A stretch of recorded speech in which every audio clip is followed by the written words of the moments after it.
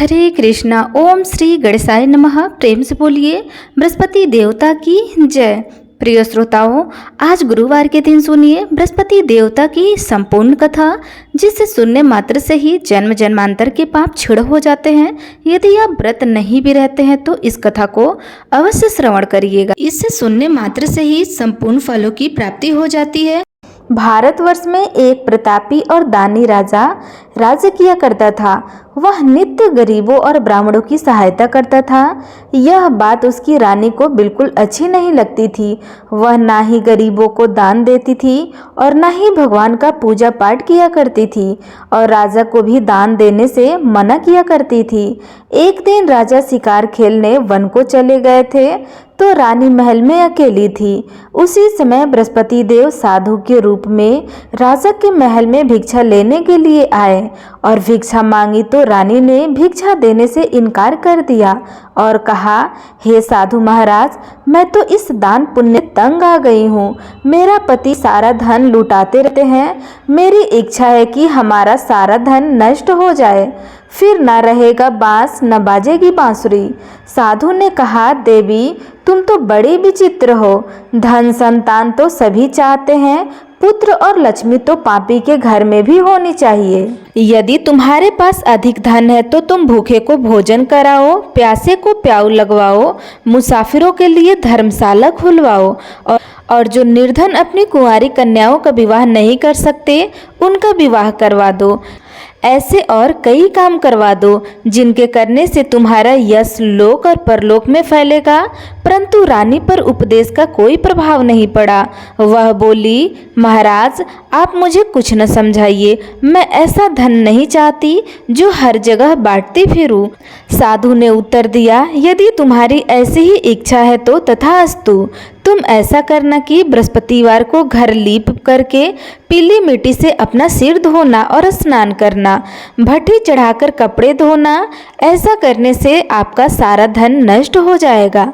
इतना कहकर के वह साधु महाराज वहां से अंतर ध्यान हो गए और साधु के कहे अनुसार बातों को पूरा करते हुए रानी को केवल 3 बृहस्पतिवार ही बीते थे कि उसकी समस्त धन संपत्ति नष्ट हो गई।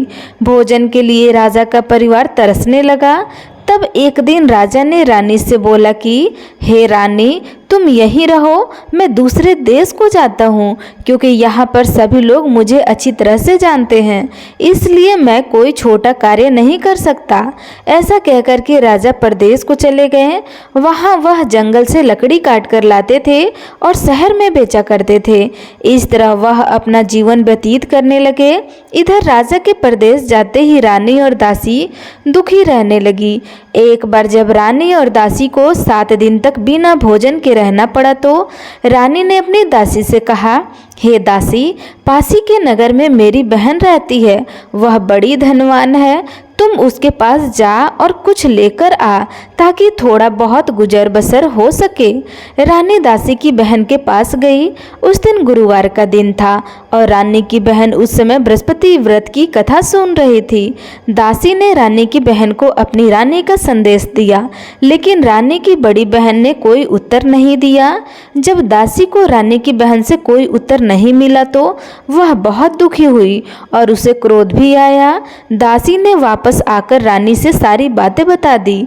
यह सुनकर रानी ने अपने भाग्य को कोसा। उधर रानी की बहन ने सोचा कि मेरी बहन की दासी आई हुई थी, परंतु मैं उससे कुछ नहीं बोली, इससे वह बहुत दुखी हुई होगी। कथा सुनकर और पूजन समाप्त करके वह अपनी बहन के घर आई और कहने लगी, हे बहन, मैं बृहस्पतिवार का व्रत कर रही थी। तुम्हारी दासी मेरे घर आई थी, परंतु जब तक कथा होती है तब तक ना तो उठते हैं और ना ही बोलते हैं, इसलिए मैं नहीं बोली। कहो दासी, क्यों गई थी? तब रानी बोली, बहन तुमसे क्या छिपाऊं, हमारे घर के खाने तक को अनाज नहीं है। ऐसा कहते कहते रानी की आंखें भर आई। उसने दासी समेत पिछले 7 दिनों से भूखे रहने तक की बात अपनी बड़ी बहन से विस्तार पूर्वक सुना दी। रानी की बहन बोली, देखो बहन, भगवान बृहस्पतिवार सबकी मनोकामनाओं को पूर्ण करते हैं। देखो, शायद तुम्हारे घर में अनाज रखा हो। पहले तो रानी को विश्वास नहीं हुआ, पर बहन के आग्रह करने पर उसने अपनी दासी को अंदर भेजा तो उसे सचमुच अनाज से भरा एक घड़ा मिला। यह देखकर दासी को बड़ी हैरानी हुई। दासी रानी से कहने लगी, हे रानी, जब हमको भोजन नहीं मिलता था तो हम व्रत ही तो करते थे ना, इसलिए क्यों न इनसे व्रत और कथा का विधि पूछ ली जाए ताकि हम भी व्रत कर सके। तब रानी ने अपनी बहन से बृहस्पतिवार व्रत के बारे में पूछा। उसकी बहन ने बताया, बृहस्पतिवार के व्रत में चने की दाल और मुनक्का से विष्णु भगवान का केले की जड़ में पूजन करें तथा दीपक जलाएं, व्रत कथा सुने और पीला भोजन ही करें। इससे बृहस्पति देव प्रसन्न हो जाते हैं। और व्रत और पूजन विधि बताकर रानी की बहन अपने घर लौट गई। 7 दिन के बाद जब गुरुवार आया तो रानी और दासी ने व्रत रखा। घुड़साल में जाकर चना और गुड़ लेकर आई, फिर उससे केले की जड़ तथा विष्णु भगवान का पूजन किया। अब पीला भोजन कहाँ से आए, इस बात को लेकर दोनों बहुत दुखी थे, क्योंकि उन्होंने व्रत रखा था, इसलिए बृहस्पति देव उनसे अति प्रसन्न थे। इसलिए वे एक साधारण व्यक्ति का रूप धारण करके 2 थालों में सुंदर पीला भोजन दासी को दे गए। भोजन पाकर दासी बहुत प्रसन्न हुई और फिर रानी के साथ मिलकर भोजन ग्रहण किया। उसके बाद वे सभी गुरुवार को व्रत और पूजन करने लगी। बृहस्पति भगवान की कृपा से उनके पास फिर से धन संपत्ति आ गया, परंतु रानी फिर से पहले की तरह आलस्य करने लगी। तब दासी बोली, देखो रानी, तुम पहले भी इस प्रकार आलस्य किया करती थी, तुम्हें धन रखने में कष्ट होता था, इस कारण सभी धन नष्ट हो गया। और अब जब भगवान बृहस्पति देव की कृपा से धन मिला है तो तुम्हें फिर से आलस्य होता है। रानी को समझाते हुए दासी कहती है कि बड़ी मुसीबतों के बाद हमने यह धन पाया है, इसलिए हमें दान पुण्य करना चाहिए, भूखे मनुष्यों को भोजन कराना चाहिए और धन को शुभ कार्यों में खर्च करना चाहिए, जिससे तुम्हारे कुल का यश बढ़े, स्वर्ग की प्राप्ति होगी और पितृ प्रसन्न होंगे। दासी की बात मानकर रानी अपना धन शुभ कार्यों में खर्च करने लगी, जिससे पूरे नगर में उसका यश फैलने लगा। उधर एक दिन राजा दुखी होकर जंगल में एक पेड़ के नीचे आसन जमा कर बैठ गए। वह अपनी दशा को याद करके व्याकुल होने लगे। बृहस्पतिवार का दिन था। एकाएक उसने देखा कि निर्जन वन में एक साधु प्रकट हुए। वह साधु वेश में स्वयं बृहस्पति देवता थे। लकड़हारे के सामने आकर बोले, हे लकड़हारे, इस सुनसान जंगल में तुम इतना चिंता मग्न क्यों बैठे हो? तब लकड़हारे के दोनों हाथ जोड़कर प्रणाम किया और उत्तर दिया, महात्मा जी, आप सब कुछ जानते हैं, मैं क्या कहूँ? यह कहकर के रोने लगा और साधु को अपनी आत्मकथा सुनाई। महात्मा जी ने कहा, तुम्हारी स्त्री ने बृहस्पतिवार के दिन बृहस्पति भगवान का निरादर किया है, जिसके कारण रुष्ट होकर उन्होंने तुम्हारी यह दशा कर दी थी। अब तुम चिंता को दूर करके मेरे कहने पर चलो तो तुम्हारे सब कष्ट दूर हो जाएंगे और भगवान पहले से भी अधिक संपत्ति देंगे। तुम बृहस्पतिवार के दिन कथा किया करो, 2 पैसे के चने मुनक्का लाकर उसका प्रसाद बनाओ और शुद्ध जल से लोटे में शक्कर मिलाकर अमृत तैयार करो।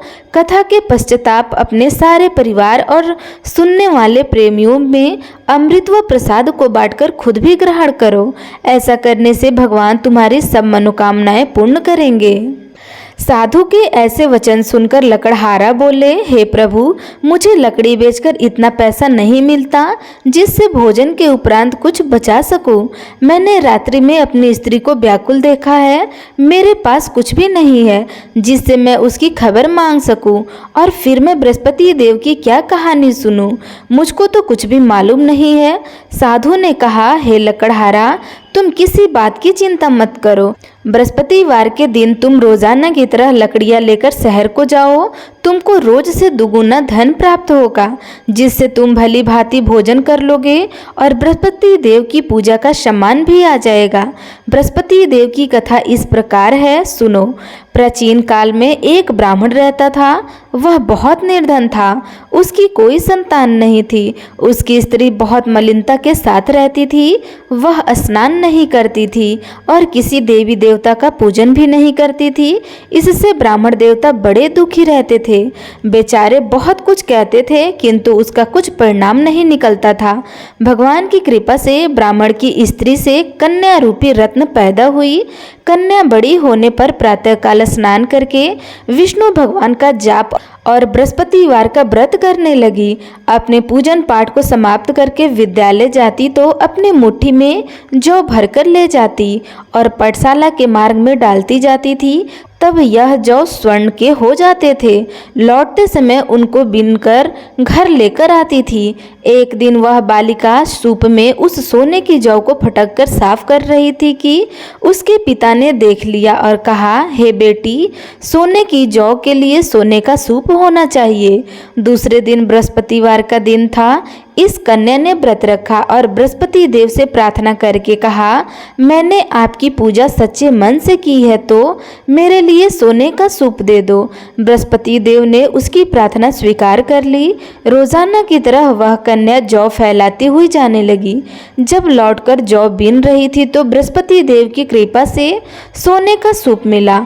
उसे वह घर लेकर आई और उसमें जौ साफ करने लगी, परंतु उसकी माँ का वही ढंग रहा। एक दिन की बात है कि वह कन्या सोने के सूप में जौ साफ कर रही थी। उस समय उस शहर का राजा पुत्र वहां से होकर निकला। इस कन्या के रूप और कार्य को देखकर मोहित हो गया और अपने घर जाकर भोजन और जल त्याग कर उदास होकर लेट गया। राजा को इस बात का पता लगा तो अपने प्रधानमंत्री के साथ उसके पास गए और बोले, हे बेटा, तुम्हें किस बात का कष्ट है? किसी ने तुम्हारा अपमान किया है अथवा और कोई कारण हो तो हमें बताओ, मैं वही कार्य करूँगा जिससे तुम्हें प्रसन्नता मिले। अपने पिता की राजकुमार ने बात सुनी तो वह बोला, मुझे आपकी कृपा से किसी प्रकार का दुख नहीं है। किसी ने मेरा कोई अपमान नहीं किया है, परंतु मैं उस लड़की से विवाह करना चाहता हूँ जो सोने के सूप में जौ साफ कर रही थी। यह सुनकर राजा आश्चर्य में पड़ गए और बोले, हे बेटा, इस तरह की कन्या का पता तुम ही लगवाओ। मैं उसके साथ तेरा विवाह अवश्य करवा दूंगा। राजकुमार ने उस लड़की के घर का पता बताया। तब मंत्री उस लड़की के घर गए और ब्राह्मण देवता को सभी हाल बताया। ब्राह्मण देवता राजकुमार के साथ अपनी कन्या का विवाह करने के लिए तैयार हो गए तथा विधि विधान के अनुसार ब्राह्मण की कन्या का विवाह राजकुमार के साथ कर दिया गया। कन्या के घर से जाते ही पहले की भांति उस ब्राह्मण देवता के घर में गरीबी का निवास हो गया। अब भोजन के लिए भी अन्न बड़ी मुश्किल से मिलता था। एक दिन दुखी होकर ब्राह्मण देवता अपनी पुत्री के पास गए। बेटी ने पिता की दुखी अवस्था को देखा और अपनी माँ का हाल पूछा। तब ब्राह्मण ने भी सभी हाल कहा। कन्या ने बहुत सा धन देकर अपने पिता को विदा कर दिया। इस तरह ब्राह्मण का कुछ समय सुखपूर्वक व्यतीत हुआ। कुछ दिन के बाद फिर वही हाल हो गया। ब्राह्मण फिर से अपनी कन्या के यहाँ गया और सारा हाल कहा तो लड़की बोली, हे पिताजी, आप माताजी को यहाँ लेकर आओ। मैं उन्हें विधि बता दूंगी जिससे उनकी गरीबी दूर हो जाएगी। वह ब्राह्मण देवता अपनी स्त्री के साथ लेकर पहुँचे तो अपनी माँ को समझाने लगी कि हे माँ, तुम प्रातःकाल प्रथम स्नान आदि करके विष्णु भगवान का पूजन करो तो सब दरिद्रता दूर हो जाएंगी। परंतु उसकी माँ ने एक भी बात नहीं मानी और प्रातःकाल उठकर अपनी पुत्री के बच्चों की जूठन को खा लिया करती थी। इससे उसकी पुत्री को भी बहुत गुस्सा आया। उसने एक रात को एक कोठरी में सारा सामान निकाल दिया और अपनी माँ को उसमें बंद कर दिया और प्रातःकाल उसमें से उसे निकाला तो स्नान आदि करवा के पूजा पाठ करवाया तो उसकी माँ की बुद्धि ठीक हो गई। इसके बाद वह नियम से पूजा पाठ करती और प्रत्येक बृहस्पतिवार को व्रत रखने लगी। इस व्रत के प्रभाव से उसकी माता और पिता बहुत ही धनवान और पुत्रवान हो गए और बृहस्पति देवता के प्रभाव से इस लोक के सुख को भोगकर अंत में स्वर्ग लोक को प्राप्त हुए। इस तरह कहानी कहकर साधु देवता वहां से अंतर्ध्यान हो गए। धीरे धीरे समय व्यतीत होने पर फिर वही बृहस्पतिवार का दिन आया और लकड़हारा जंगल से लकड़ी काटकर किसी शहर में बेचने गया। उसे उस दिन और दिन से अधिक पैसा मिला। राजा ने चना गुड़ आदि लाकर गुरुवार का व्रत किया। उस दिन से उसके सभी कलेश दूर हो गए।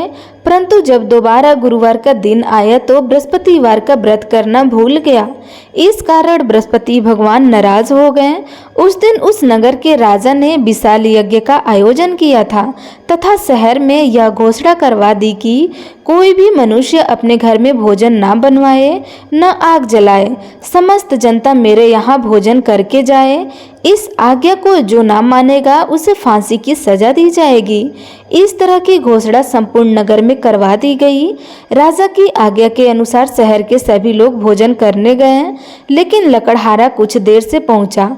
इसलिए राजा उसको अपने साथ घर लेकर गए और ले जाकर भोजन करवा रहे थे तो रानी की दृष्टि उस खूंटी पर पड़ी जिस पर उसका हार लटका हुआ था। वह वहां पर दिखाई नहीं दिया। रानी ने निश्चय किया कि मेरा हार इस मनुष्य ने चुरा लिया है। उसी समय सिपाहियों को बुलाकर उसको कारागार में डलवा दिया गया। जब लकड़हारा कारागार में पड़ गया और बहुत दुखी होकर विचार करने लगा कि न जाने कौन से पूर्व जन्म में कर्म से मुझे यह दुख प्राप्त हुआ है, और उसी साधु को याद करने लगा जो कि जंगल में मिला था। उसी समय तत्काल बृहस्पति देवता साधु के रूप में प्रकट हुए और उसकी दशा को देखकर कहने लगे, अरे मूर्ख, तूने बृहस्पति देव की कथा नहीं करी, इस कारण तुझे दुख प्राप्त हुआ है। अब चिंता मत करो। बृहस्पतिवार के दिन कारागार के दरवाजे पर 4 पैसे पड़े मिलेंगे। उनसे तू बृहस्पति देव की पूजा करना, तेरे सभी कष्ट दूर हो जाएंगे। बृहस्पतिवार के दिन उसे 4 पैसे मिले। लकड़हारे ने कथा कही। उसी रात्रि को बृहस्पति देव ने उस नगर के राजा को स्वप्न में कहा, हे राजा, तुमने जिस आदमी को कारागार में बंद कर दिया है वह निर्दोष है, वह राजा है, उसे छोड़ देना। रानी का हार उसी खूंटी पर लटका हुआ है। अगर तू ऐसा नहीं करेगा तो मैं तेरे राज को नष्ट कर दूंगा। इस तरह रात्रि के स्वप्न को देखकर राजा प्रातःकाल उठा और खूंटी पर हार देखकर लकड़हारे को बुलाकर क्षमा मांगी और लकड़हारे को योग्य सुंदर वस्त्र आभूषण देकर विदा कर दिया। बृहस्पति देव की आज्ञा के अनुसार लकड़हारा अपने नगर को चल दिया। राजा जब अपने नगर के निकट पहुंचा तो उसे बड़ा आश्चर्य हुआ। नगर में पहले से अधिक बाग, तालाब, कुएं तथा बहुत सी धर्मशालाएं, मंदिर आदि बन गए थे। राजा ने पूछा, यह किसका बाग है और धर्मशाला किसका है? तब नगर के सब लोग कहने लगे, यह सब रानी के और आपके हैं। तो राजा को आश्चर्य हुआ और गुस्सा भी आया। जब रानी ने यह खबर सुनी कि राजा आ रहे हैं तो उन्होंने दासी से कहा, हे दासी, देख जा, राजा हमको कितनी बुरी हालत में छोड़ गए थे। हमारी ऐसी हालत देखकर वह लौट न जाए, इसलिए तुम दरवाजे पर खड़ी हो जा। आज्ञा के अनुसार दासी दरवाजे पर खड़ी हो गई। राजा आए तो उन्हें अपने साथ लेकर आई। तब राजा ने क्रोध करके अपनी रानी से पूछा कि यह धन तुम्हें कैसे प्राप्त हुआ है? तब उन्होंने कहा, हमें यह सब धन बृहस्पति देव के इस व्रत के प्रभाव से प्राप्त हुआ है। राजा ने निश्चय किया कि 7 रोज बाद जो बृहस्पतिवार का दिन आएगा उस दिन पूजा करते हैं, परंतु मैं प्रतिदिन में 3 बार कहानी और रोज व्रत किया करूंगा। अब हर समय राजा के दुपट्टे में चने की दाल बंधी रहती और दिन में 3 बार कहानी कहते। एक रोज राजा ने विचार किया कि चलो अपनी बहन के यहाँ हो आवे। इस तरह निश्चय करके राजा घोड़े पर सवार होकर अपनी बहन के यहाँ को चले गए। मार्ग में उसने देखा कि कुछ आदमी एक मुर्दे को लिए जा रहे थे। उन्हें रोककर राजा कहने लगे, अरे भाइयों, मेरे बृहस्पति देव की कथा सुन लो। तब वे बोले, लो, हमारा तो आदमी मर गया है, इसको अपनी कथा की पड़ी है। परंतु कुछ आदमी बोले, अच्छा कहो, हम तुम्हारी कथा सुनेंगे। राजा ने दाल निकाली और जब कथा आधी हुई थी कि मुर्दा हिलने लगा, और जब कथा समाप्त हो गई तो राम राम करके मनुष्य खड़ा हो गया। आगे मार्ग में उसे किसान खेत में हल चलाते मिले तो राजा ने उसे देखकर बोला, अरे भैया, तुम मेरे बृहस्पतिवार की कथा सुन लो। तब किसान बोला, जब तक मैं तेरी कथा सुनूंगा तब तक 4 हरैया जोत लूंगा। जा अपनी कथा किसी और को सुनाना। इस तरह राजा आगे चलते गया। राजा के हटते ही बैल पछाड़ खार कर गिर गए और किसान के पेट में बड़ी जोर का दर्द होने लगा। उस समय उसकी माँ रोटी लेकर आई और उसने यह देखा तो अपने पुत्र से सब हाल पूछा और बेटे ने सभी हाल कह दिया। तो बुढ़िया माई दौड़ी दौड़ी उस घुड़सवार के पास गई और उससे बोली कि मैं तेरी कथा सुनूंगी, तुम अपनी कथा मेरे खेत पर चलकर ही कहना।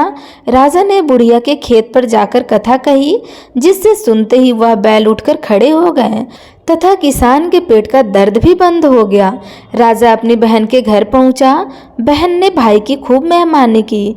दूसरे रोज प्रातःकाल राजा जगा तो वह देखने लगा कि सब लोग भोजन कर रहे हैं। राजा ने अपनी बहन से कहा, ऐसा कोई मनुष्य है जिसने भोजन नहीं किया हो? मेरे बृहस्पतिवार की कथा सुन ले। बहन बोली, है भैया, यह देश ऐसा है कि पहले यहाँ लोग भोजन करते हैं, बाद में अन्य काम करते हैं। अगर कोई पड़ोस में हो तो देख आओ। वह ऐसा कहकर देखने चली गई, परंतु उसे कोई ऐसा व्यक्ति नहीं मिला जिसने भोजन न किया हो। अतः वह एक कुम्हार के घर गई जिसका लड़का बीमार था। उसे मालूम हुआ कि उसके यहाँ 3 रोज से किसी ने भोजन भी नहीं किया है। रानी ने अपने भाई की कथा सुनने के लिए कुम्हार से कहा तो वह तैयार हो गया। राजा ने जाकर बृहस्पतिवार की कथा कही, जिसको सुनकर उसका लड़का ठीक हो गया। अब तो राजा की प्रशंसा होने लगी। एक रोज राजा ने अपनी बहन से कहा कि हे बहन, हम अपने घर को जाएंगे, तुम भी तैयार हो जाओ। राजा की बहन ने अपनी सास से कहा तो सास ने कहा, हाँ चली जा, परंतु अपने लड़के को मत ले जाना, क्योंकि तेरे भाई की कोई औलाद नहीं है।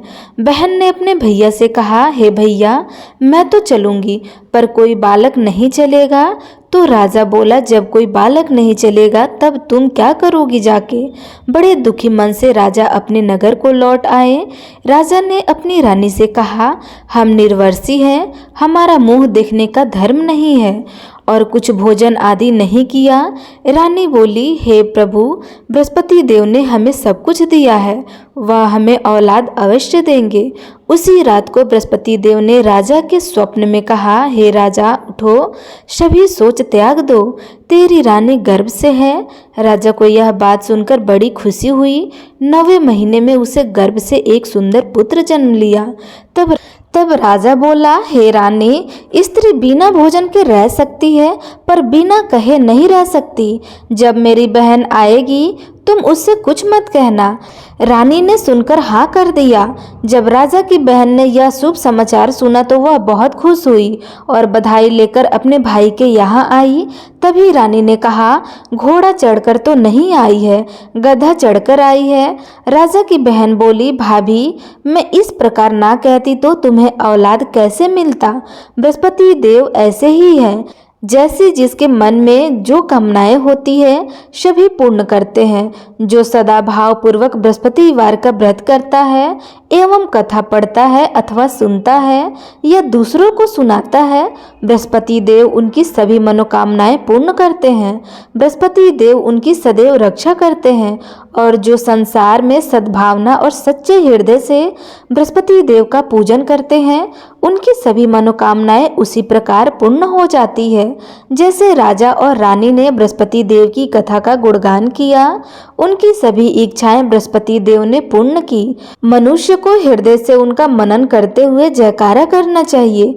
तो प्रेम से बोलिए, बृहस्पति देवता की जय, विष्णु भगवान की जय, समस्त देवी देवताओं की जय।